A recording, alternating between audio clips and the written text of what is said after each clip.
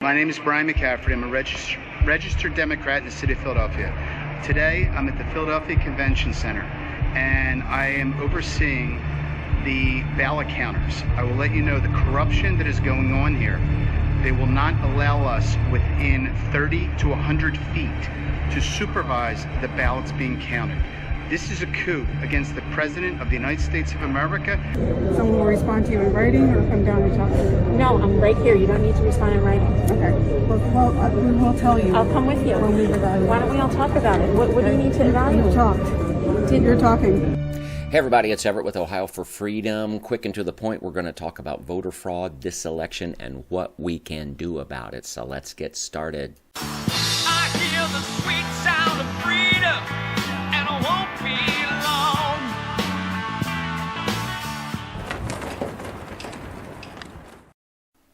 So what kind of shenanigans are going on across the country? What kind of voter fraud? What kind of suppression? By the way, please like, share, and subscribe.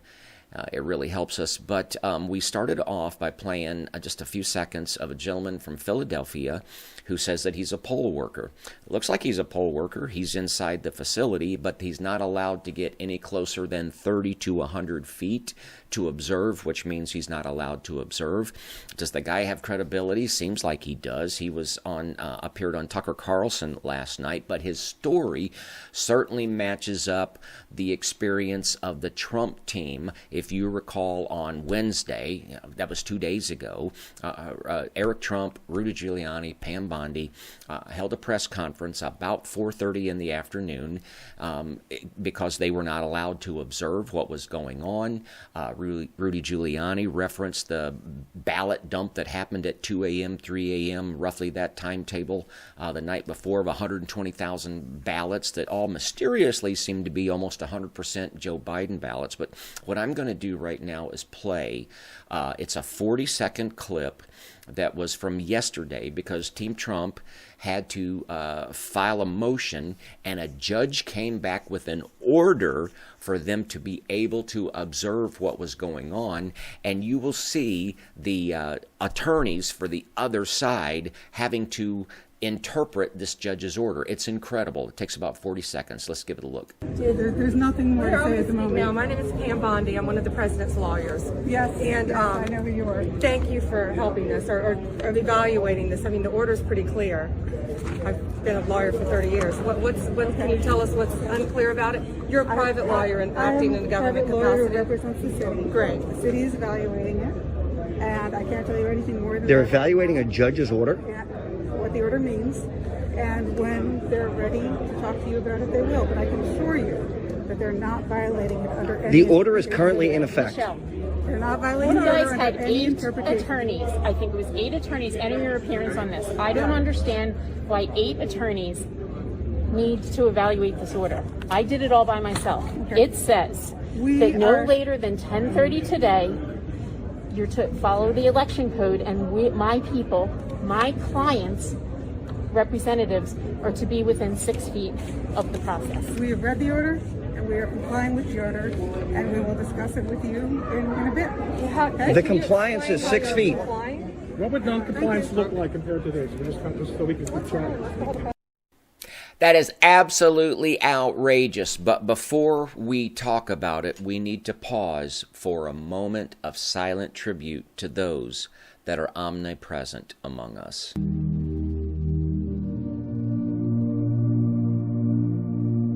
I didn't realize until this election cycle that there are actually those amongst us that have the gift of omnipresence.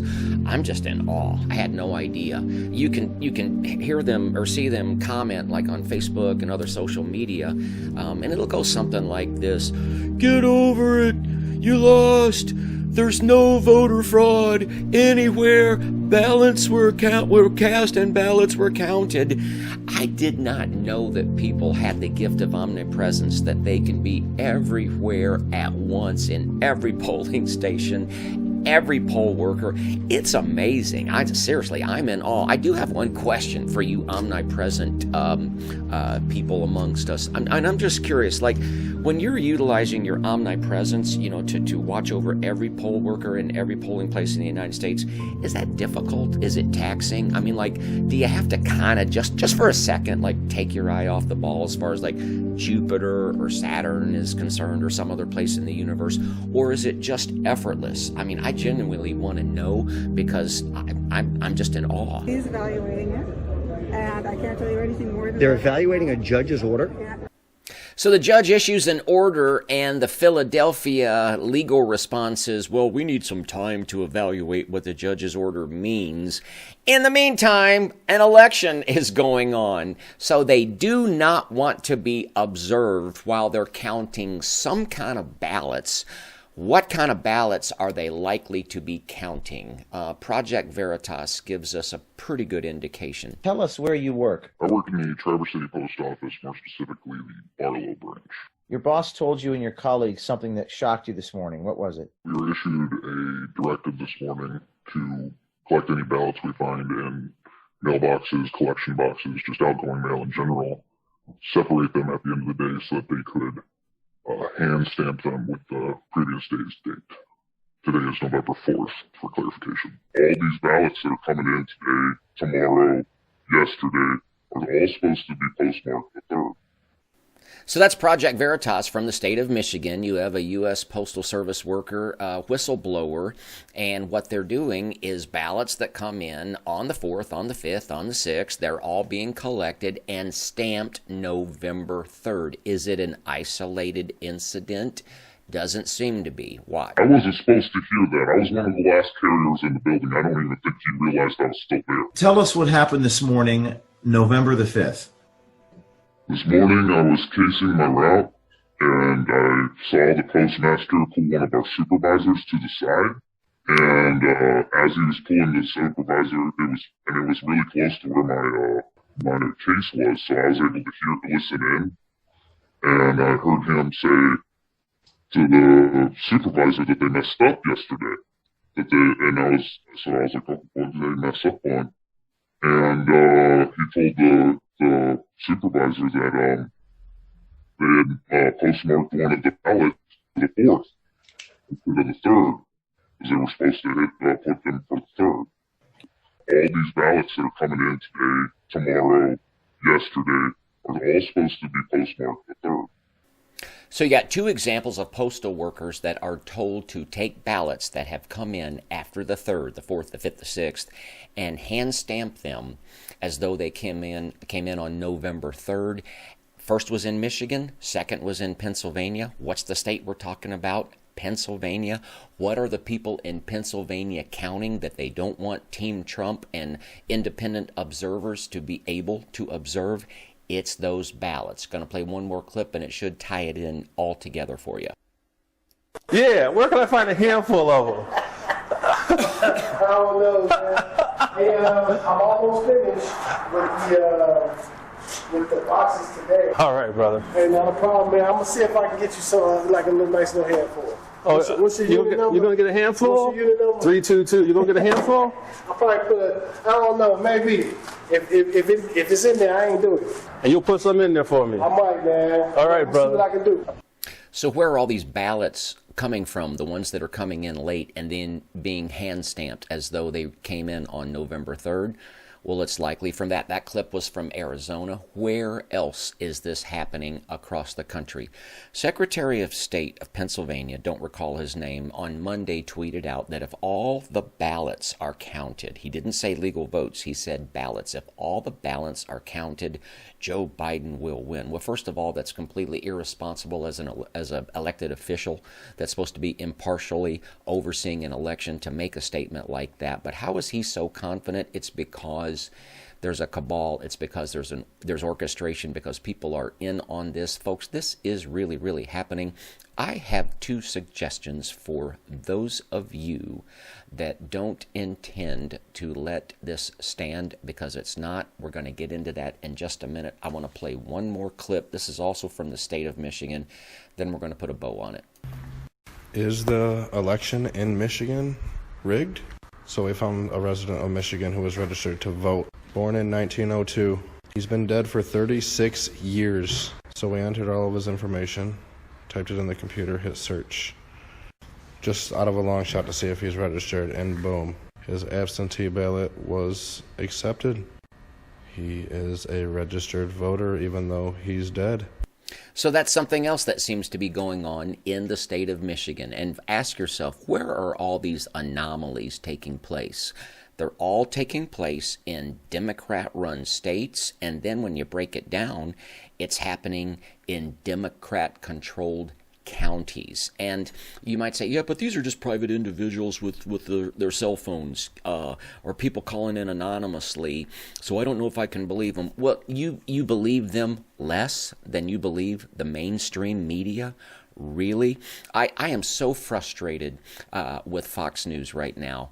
I saw a little bit of Shannon Bream last night, and it might as well have been a Biden commercial. You know, I'm so thankful for people like Project Veritas that have built these organizations from scratch that do this undercover journalism.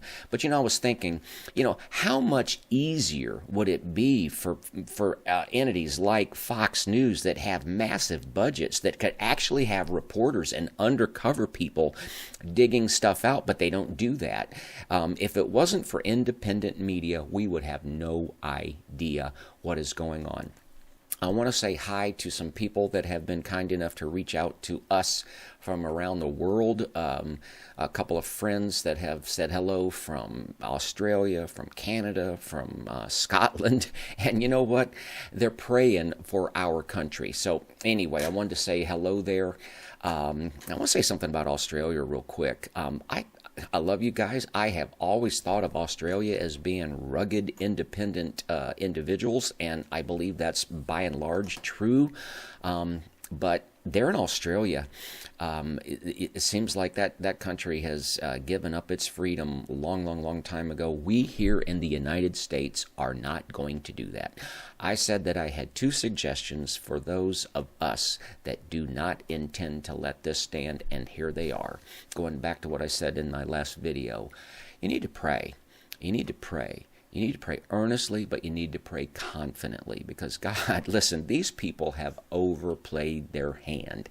This is not just a little sneaky thing here, a little sneaky thing there that nobody's going to find out about it. There is no way that this is going to stand, but we need to pray that the works of darkness need to be exposed. We need to pray for them to be exposed. And then I got another suggestion for you. Ladies and gentlemen, I think it's time to laugh. I think it's time to laugh in the face of the enemy. Do not be dismayed. Do not be afraid. None of this stuff is taking the Trump campaign by surprise. This has been anticipated. This has been fully expected, and we are going to prevail. I'm going to close by touching on one theory that I've seen bantered about, and there may be something to it. I don't know if there is or not, but it's the watermark theory, and that is that many of these ballots have a watermark that has some kind of a bit change or some kind of encryption or something. I don't really understand that, and that because these ballots contain the legitimate ones have this watermark, you can tell fake ones from phony or from real ones. I don't know if that's true or not, but Garnet from Canada sent me a clip that a gentleman was talking about it, and I was going to include that clip, but Garnet, I examined that at about 2 a.m. In the morning, and I was a little bleary-eyed, so I went to grab it just a few moments ago, and here is what I got. There's other examples of this watermark theory that we could grab, but I don't want to go too long. Garnet, I got to tell you, brother, I was not sure that I was buying the guy that was in that video clip. Not so much what he was talking about, but more is he who he was saying that he was. But And all your surmisings at 2 a.m. are a little suspect, in my case at least. But I got to tell you, after seeing how YouTube treated it, my skeptical meter went down, because my experience with YouTube is when they block something, it's probably more or less accurate. I don't know. But folks, we're going to bring this in for a landing. I'm going to say that the enemy has overplayed their hand. They are not going to get away with this. Please pray for the president. Continue to pray for the president and his team. Pray for his lawyers. Pray for Pam Bondi, pray for Jay Sekulow, undergird them, but and don't forget to laugh. But please, more stuff is going to come out. The media is going to say this, the media is going to say that. They're going to be lying. Please be of good cheer. Continue to pray. Continue to laugh. Be of good cheer, and know that some real exposing and some real judging is right around the corner. I truly believe that. Until next time, thanks for tuning in. Don't forget to like, share, and subscribe, especially if you hate this video. Make sure that you like, share, and subscribe. And until next time, God bless you, God bless your family, God bless the state of Ohio, which we haven't forgotten about, and God bless the United States of America. Feel the sweet sound of freedom, and I won't be long.